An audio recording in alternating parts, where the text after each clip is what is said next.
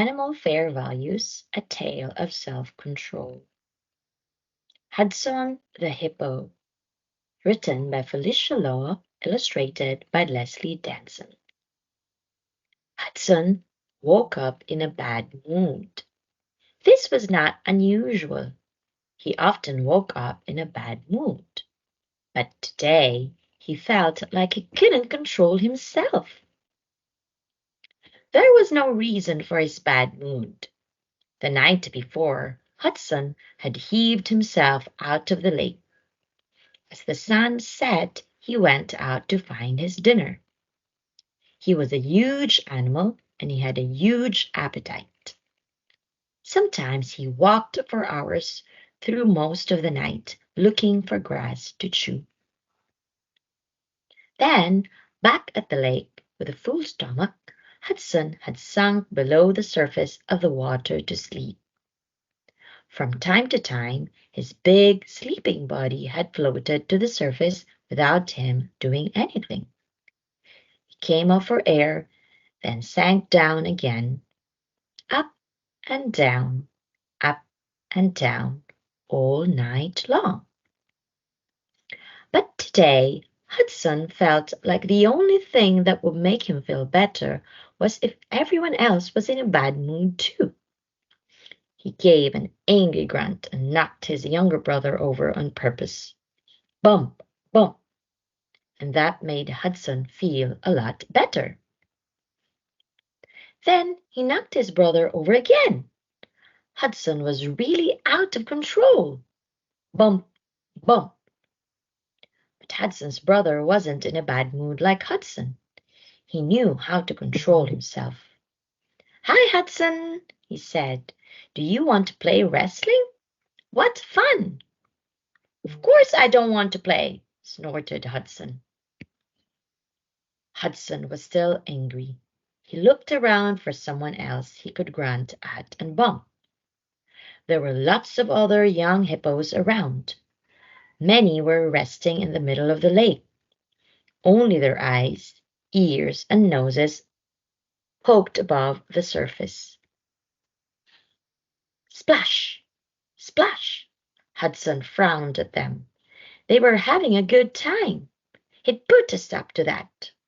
With a mighty leap, he threw himself into the deepest part of the lake, sending a great splash of muddy water over the herd. But the other hippos weren't out of control like Hudson. "Hey," they called, "do you want to play? We can splash each other. What fun!" "Of course I don't want to play," snorted Hudson. "What a terrible temper you have, Hudson," they grunted. "You need to learn to control it." Poor Hudson, he wanted everyone to be in a bad mood. But the sun was shining, birds were singing in the trees, a family of monkeys was playing tag, and it seemed no one wanted to be in a bad mood. Then Hudson saw a crocodile with sharp teeth. The crocodile looked mean enough to be in a bad mood like Hudson. So Hudson bit his tail just to be sure. Nip, nip. But the crocodile wasn't feeling nearly as mean as he looked, and he wasn't in a bad mood like Hudson. "Hey," he snapped, "do you want to play with me? We can pretend to bite each other." "Of course I don't want to play," snorted Hudson. The tall cranes didn't look mean at all, but Hudson was so angry by now he wanted to kick someone. So he marched right up to the flock and kicked. Kick, kick. The cranes had long legs and they could kick too. "Hey," they called, "do you want to play? Let's kick. What fun!" "Of course I don't want to play," snorted Hudson. By now, Hudson was so mad that he didn't notice the rhino with a white horn until he'd almost bumped into it. Like Hudson, rhinos are mostly peaceful creatures. They do get angry when another animal gets too close. "Hey," growled the rhino, "look where you're going. What's your problem anyway?" "I warn you," said Hudson, I'm in a really bad mood." "You're in a bad mood?" asked the rhino. "Well, if you want to fight, let's fight." The rhino lowered its wrinkled snout and pricked up its ears. It looked ready to charge at Hudson. Hudson looked at the rhino's horn, at the hump on its back, at the bristles on its tail, and at the dust rising from its feet. Did he really want to find out what happened when someone else got mad and didn't have self-control?